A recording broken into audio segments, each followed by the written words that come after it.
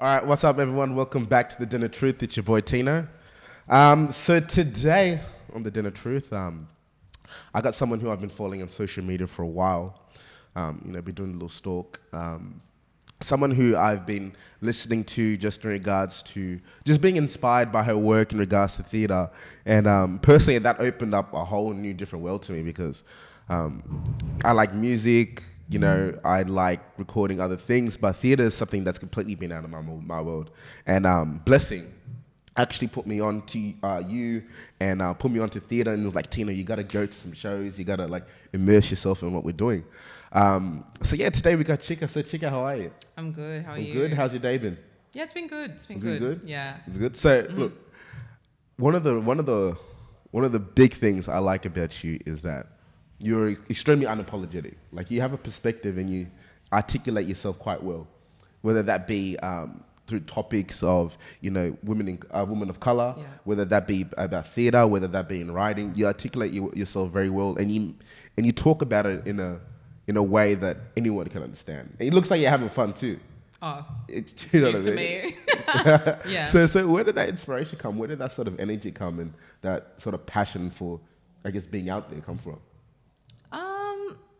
I feel like I've kind of just been like that since young. Yeah. I think I was a pretty good kid in primary school and high school, but the only note that teachers would give my parents is that, oh, she's really good, but she just needs to stop talking. Like, she talks too much. So I can't really pinpoint a particular point in time in my life where I was like, and this is the moment where I'm gonna use my voice and be a person. And But I did have a moment recently where that has been amplified when I was in London, and I was kind of like, this guy in a store was following me and watching me. Damn, really? Yeah. Oh, so what happened? Tell us what happened.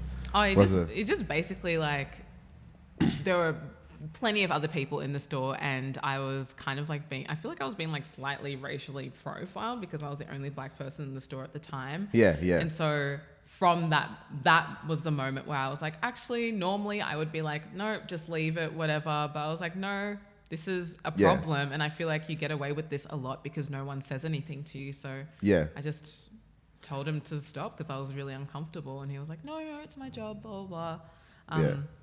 But as a whole, I think I've just kind of been like that from a young age. But articulate, that is news to me. Thank you. Yeah. I'm like, But like, I get the same vibrations too. Like, sometimes I'd be in the same situation as you, let's just say in Australia. But I think, like you said, when you're living in a country like Australia, you sort of get numb to it. Like, you just sort of like, so desensitized. Yeah, you get so desensitized to it, and it's hard to explain to people who have not been in that situation what that situation is, because sometimes people may be like, well, you know what, that might have been just his job to go check everyone, which is also understandable. It's an understandable argument. But when every single time you're going into the store and people are looking at you in a particular way, then you have to start to second guess what the narrative is, what the motive is, and it's, so I guess as a person of color who goes through that, do you feel as if Australians and I guess the greater Australian audience understand, what you're going through, or do you feel like people just see it as what it is? Well, I think it depends on who it is, who you're asking. I think some people, a lot of like people from the African Australian diaspora will understand that a lot because it's just something that happens on the daily. But someone who might be, I don't know, like just Caucasian, Italian or European might not understand that as much.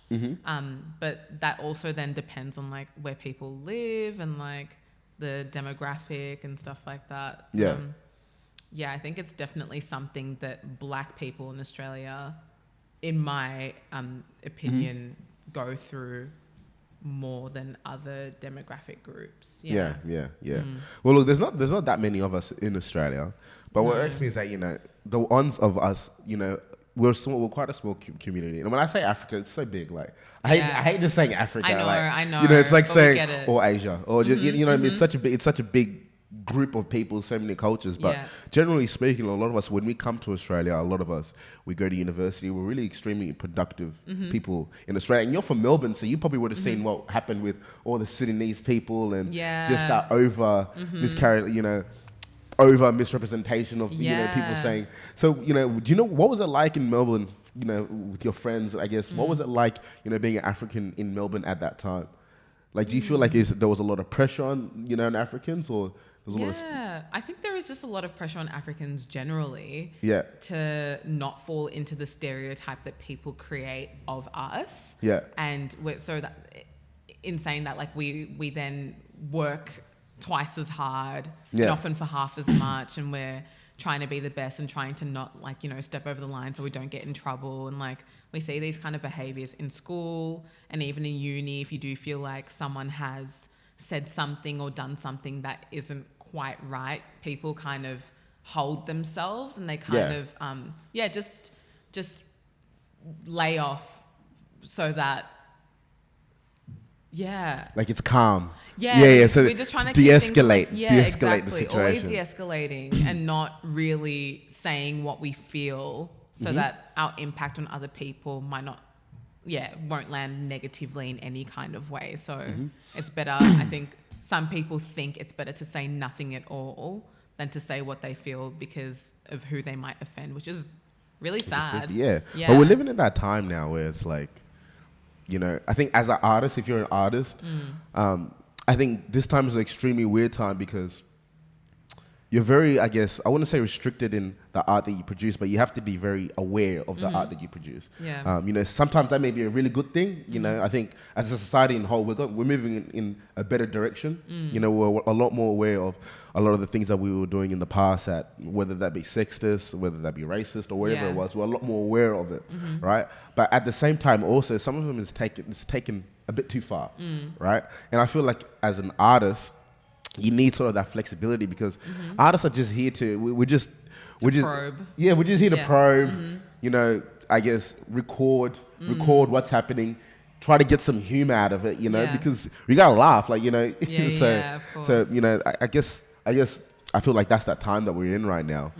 So how did you get into theatre? So you said you talked a lot. So was that sort of a driving, you know, part of it? I was originally actually going to study medicine, and so you're smart. I was going down the classic, like, black, like, law, medicine, engineering, nursing. So I was going down that path because I think that's what was fed to me a lot when I was young, and I think my main thing was I wanted to help people. I wanted to make people happy and, like, just benefit the community in some kind of way, and so. Medicine was the thing that everyone's like, go be a doctor, you'll make lots of money, blah, blah, blah. So I was like, yes, sweet, I'm going to be a doctor. But me and blood and me and vomit and me and, like, just anything that is not in the body. Anything that is inside the body, sorry. Like, I'm just like, ooh, that's not good for me. So I would have been a terrible doctor. Me, like, no, never. But I think performing was something that I was really keen on from a young age. Like, me and family friends, we would, like, perform for our parents in the living room and, like, do all that kind of stuff. And I didn't even get into performing at school until I think I was in, like, year 11 or year 12. Because I didn't see myself represented. I didn't know if that was going to be a legitimate path I could go down and follow. But just, like, watching stuff like That's So Raven when I was younger on Disney Channel, and, like, whenever I would see black people on TV, I'm like, oh, okay, cool. So maybe this is actually a thing that can happen. But it began with medicine, and somehow now we're here. You're here. But I think, like, representation is such an important aspect to everything. Like, you gotta see, I guess, especially when you're young. I think for me personally, when I was young, these are the two questions I wanted to ask myself in regards to careers. How much money am I making? And if I could see someone who is in that position, you know, it gave me sort of hope, and I guess it sort of gave me sort of that sort of direction, right? So when people see, you know, yourself, you know, performing, or they see someone like Barack Obama. Yeah. Like it gives them sort of a lane and a sort of their mind sort of opens to different things. Yeah, totally. So I remember when I was growing up, there wasn't much representation. So I didn't grow up. So like I'll give you an example, like Black Panther, right? So I used to be really into superheroes when I was a kid. Yeah. I still love it, right? But there was only one black superhero, and that was Green Lantern. There was there was a black Green Lantern, and then they sort of cut him out. It. Yeah, they cut him out. But other than that, it's like, when Black Panther came out, it's like a lot of black kids used to see, now are able to see Black Panther and be like, oh shit, like we got a superhero, we got like some sort of representation. Yeah. So do you feel like there's that representation in theatre? In Australia? Yeah, in Australia, yeah. I think slowly we're kind of getting there. Yeah, slowly but surely, I would say. It's probably not as progressive and as forward-thinking as everyone would like it to be, but it's also kind of baby steps, and I can see the changes that have been made over the years. Like the fact that people like me are on the stage, on main stage theatre, and the fact that we have shows like, the show Single Asian Female? Single Asian Female? No. Is that SBS?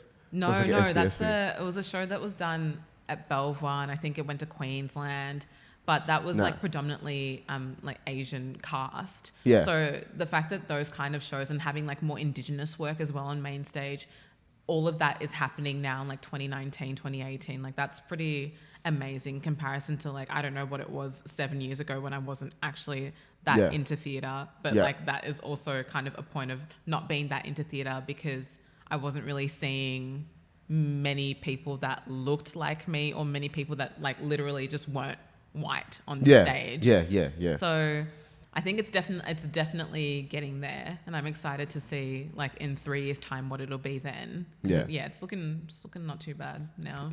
I mean, theatre's interesting, man. Like before I knew what it was, all I knew is Billy Elliot, right? And I honestly thought it was an English thing. Like I was so ignorant. Like I was literally ignorant. No, me too. I thought it was like Shakespeare before. That's what I thought it was. Cool. So I was just like, look, sorry, that ain't for me. I'm not gonna watch some guy cry to his girlfriend in a window.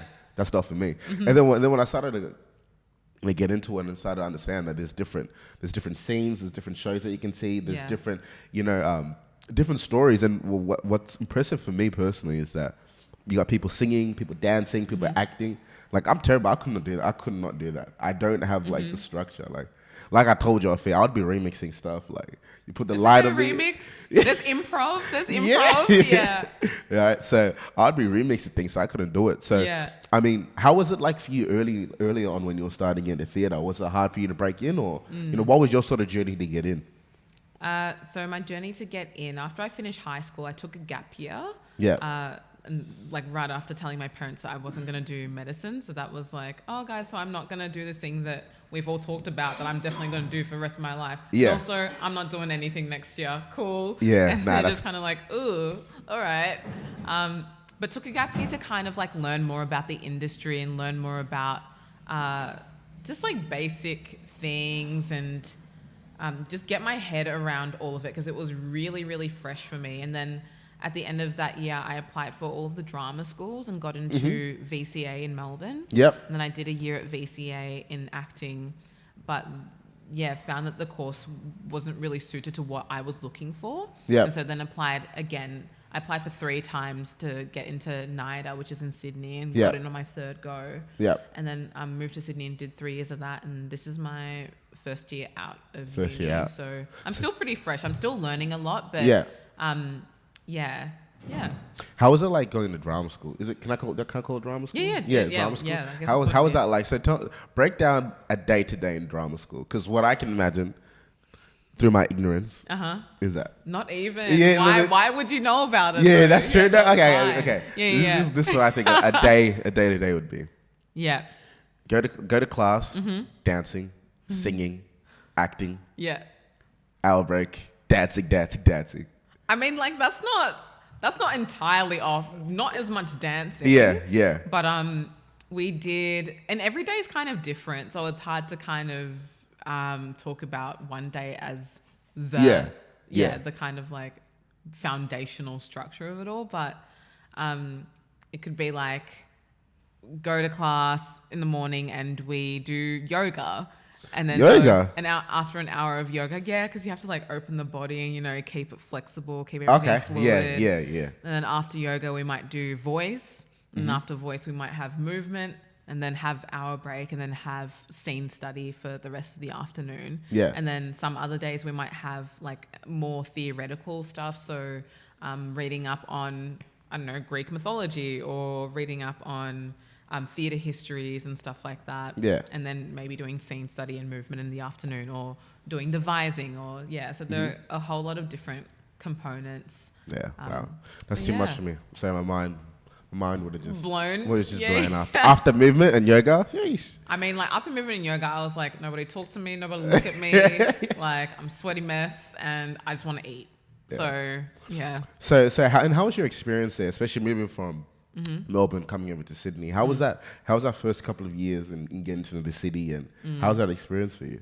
It was definitely a little bit difficult because I would say that I was quite independent when I lived at home anyway, but moving out of home at like 20 or 19 and moving out of home, a Nigerian home where everyone's like very family oriented was hard, and like being away from my niece and nephew and being away from family and friends, but it was also good because it was kind of getting me out of my comfort zone and getting me out of an environment that I knew really, really well. So I'd say that definitely made me grow up on a different kind of level. But in terms of like doing laundry and stuff like that, like I had that in the bag before, wash my clothes. I'm chill. Yeah, so you were ready to make that step. Yeah. And so now that you've graduated, I guess, were there any barriers for you to sort of get into the theatre world? Like, what was the most difficult part of you getting in there? Most difficult part of me getting in there? I'm not sure. I think I'm definitely very aware that I'm one of very few black women working in the industry in Sydney, like quite possibly Australia. And like, I don't know many dark-skinned women actively working here. So I feel like that's kind of like a constant thing of like, oh, will I land a gig? Like, and just knowing that things kind of come and go whenever they please. Like there's no kind of consistency. Yeah. But in terms of barriers, like it's my first year out, so I think I'm still still finding all of that out. But the theatre industry, honestly, this year has been very good to me so far. So yeah. So what do you think has caused the increase in diversity? Like you were talking about having, Asian dominated shows, having indigenous dominated shows. What do you reckon has really caused that increase in diversity?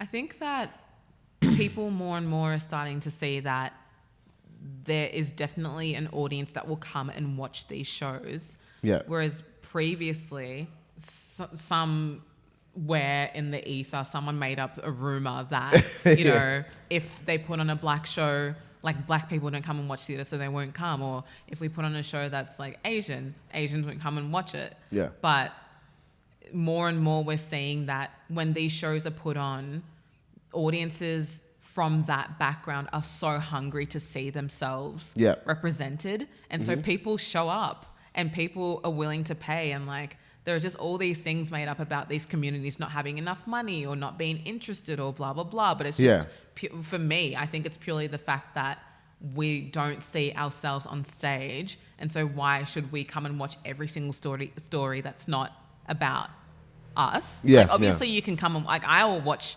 everything. Yeah. But it's especially special when I watch something and I'm like, cool, that really resonates with me. Yeah. And that doesn't always have to be like, yes, like put Nigerians on stage all the time. Like, But it's just kind of, it's really nice to see yourself and know that your story resonates with someone other than yourself. And like that just makes it so comforting and so embracing to have that in the theatre. So I think that's possibly why. And I think also a lot of people in Australia just realising that there is kind of a demand for it and a demand for change and demand to see the same people that you see on the bus or on the train or on the street, on stage as well, like having an accurate representation of what Australia actually really is. Yeah. Yeah. I mean, Australia's like extremely diverse. So diverse. I guess, you know, Australia as a whole is built on multiculturalism. Like, you know, that's what they say, that Australia is completely built off multiculturalism. And, you know, you have areas, you know, in different hubs within Sydney that are now just so diverse. I mean, if you go down to Bankstown, it's going to be filled with Middle Easterns. Yeah.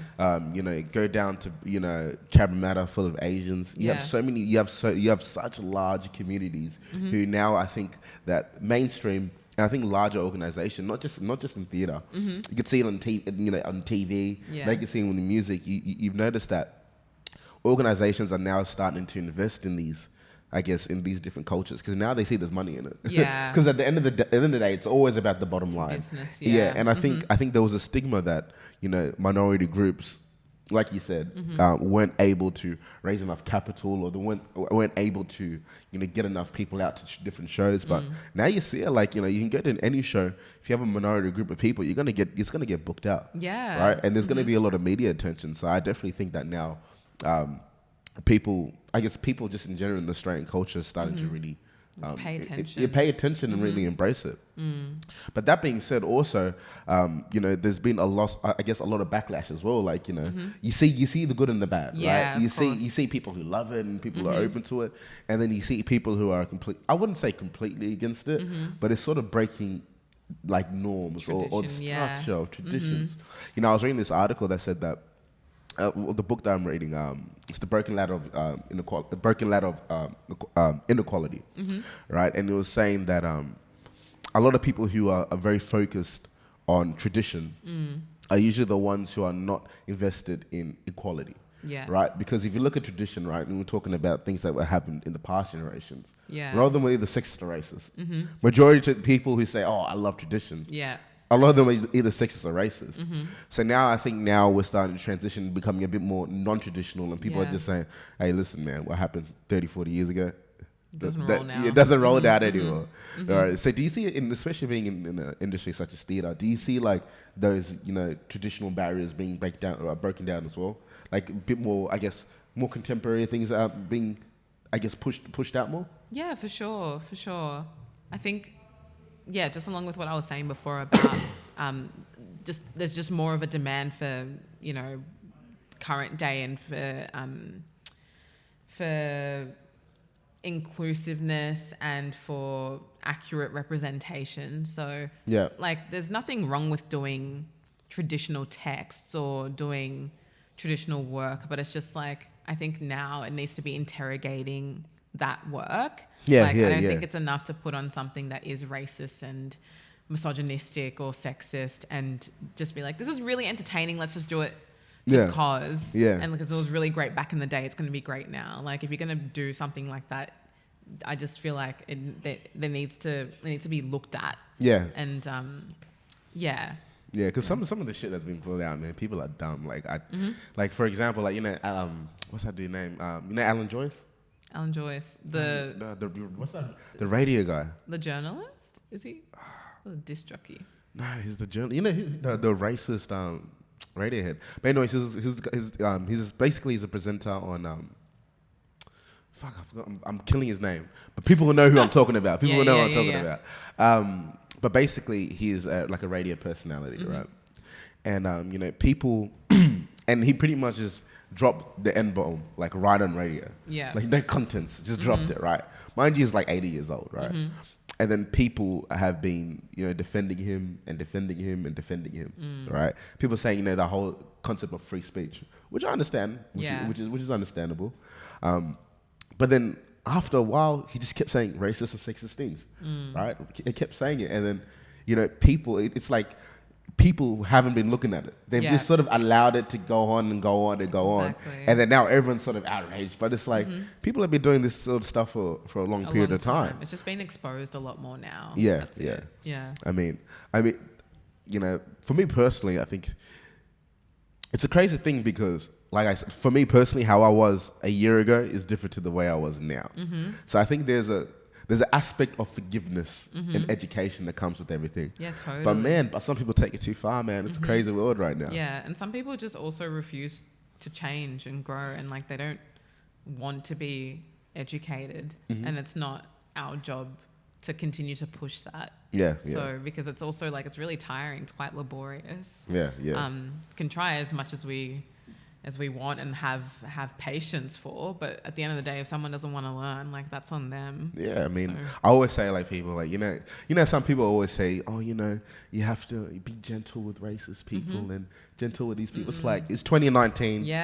Go on Google, like anything that any information that you need, Google that. You know what I mean? If you're choosing to live in ignorance now in 2019, it's completely up to you. So that being said, what sort of things inspire you? Like, what are you inspired? What are you inspired with? I am inspired by seeing people rise above adversity. Inspired by seeing my stories out in the public and like that just being consumed. Like I'm inspired by lots, man. You can't drop that question on me like that. You can tell you were deeply thinking. You're like, where do I start? Like inspired by my parents inspire me a lot. Stevie Wonder inspires me a lot. Why is that? I just think he's so incredible from a young age, and because I didn't know that he was blind until I was like maybe like 12 or 11. And I was like, this man has done what he's done, and the whole time like he could have been like, nah, stuff this, not like this is not the career for me. Like how am I going to play piano when I can't see? Like I just think that is so incredible. So he's always in my mind. So Stevie, if you're watching, I love you. But I don't know. A lot of things inspire me. I'm inspired by seeing, when I see young black girls and black boys as well, finally seeing a bit of themselves represented, that inspires me to do more. Inspires me to be like, cool, like we're making moves here and like we're actually kind of getting somewhere. Because I think that's just so important. So I'd probably say, the current thing that inspires me the most is just like allowing for young people to see themselves. Like I thought it was so special when Black Panther came out and you had all the little kids being like, I'm going to go as T'Challa for Halloween. I think that's so awesome. So I want more of that in Australia though, because I feel like we're still like, even it's hard for me to find people that I'm like, oh, like who can I look up to? I've got a couple, but we have to do better and allow for more people to come up and like be on that level, on that scale. I mean, we're still first generation. I think Africans. Totally. I think Africa. I feel like we beat ourselves up, with, like you said. But I feel like we're still first generation. Like if you think about it, like some, I would have some of my friends growing up. They would say like they're fourth generations. Where when you have 4 generations of your family being here, you've been able to sort of have get a grounding, be established. You have cousins in different areas, different fields. You have a really established. We're still quite new. I mean, most Africans I know started coming in like late 2000s. All right. So they're all pretty fairly new. Right. So I feel like we really beat ourselves up about that. That's true. That's true. We still have a lot of time, especially if you want to create something great. And I'm not a patient person, but I've been started to really understand the concept of patience. So I'm not a patient person. I can tell. Yes. No, I'm not that bad. You're like, huh? I've started to now appreciate patience and appreciate the journey and the ride. But don't get me wrong, man. And let me know from someone who works in theatre. Your perspective on this, because this has been my perspective, and I say this to everyone. If you can't get a seat at the table, just create your own. So I'll use, for example, in your situation, right? Why don't you guys just set up your own show, and then go from there? A lot of people do that. Oh, okay, is that a normal thing that happens often? Okay. Well, I feel like more and more, it's a lot of work to try and get a creative team together, to get a producer, get a director, find rehearsal spaces, get a theatre that'll program that work. Like that, bringing all those elements together and casting the show can be difficult. But I see more and more, especially a lot of young people in Sydney just go, yeah, like we're not being part of the work that we want to be in. Yeah. So let's just like put it up ourselves. So that's definitely something that I would love to do in the future and will do in the future. But yeah, it's been a pretty good year for me this year. So, and like the work that I've been part of as well, I've like just luckily been passionate about as well. Which so what type of work, for the people who don't know, what type of work have you been a part of this year, and what have you really been involved with? So this year, at the start of the year, I did a show called The Wolves, and that was about a female soccer team in America, and just like young people, and kind of exploring themes of like exploring many themes in there. And I played the goalie who had performance anxiety, and so before every game, she would like go and throw up and come back because she was really, really hard on herself. And like that character didn't really speak much, but I really loved that as my entrance into the theatre world, because I was surrounded by so many incredible women in that cast, and was working with an amazing director as well, and just meant that I got to just really observe. And then also with not having a lot of dialogue, it meant that I really had to be like, cool, so what am I, like, me as this character, what am I thinking in this moment? And like, what is driving the next action? My current action, the next action, what I did before, like, yeah, so that was really great. And then I did a show in the middle of the year called Normal at the old 505, and that was exploring like a girl in a small town who had Tourette's. Yeah, and that's crazy. People basically like calling her a witch. I didn't play her, but that was really great. Was working again with a really great team, and now I'm part of a new Australian musical, which is opening in like 2 weeks. And it was written by a woman named Eve Blake, and she's been working on it for the last 5 years. Damn. And the cast is incredibly diverse, and it's about females, the liberation of young women, and allowing them to just be who they are and be comfortable in that. So yeah, like honestly, this year, like all of the works I've been doing have taught me so much, and I don't have to drag my feet to go there, which is amazing. You love what you do. You're blessed, man.